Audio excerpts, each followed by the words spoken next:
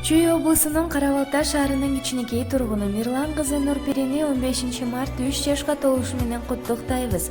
Ааламга толуп турган, ардагым болуп турган асылым менин кызым 3 жаш бар экен, куттуу болсун.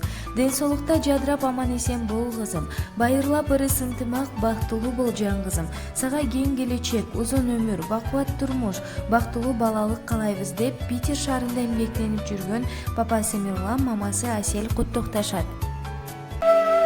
Ай кызым, ай кызым менин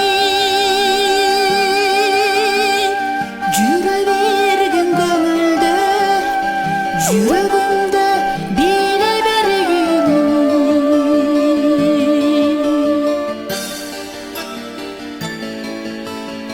Арбайтар бир кыймылым, бичи кызым, махаббатың сен, махаббатың сен.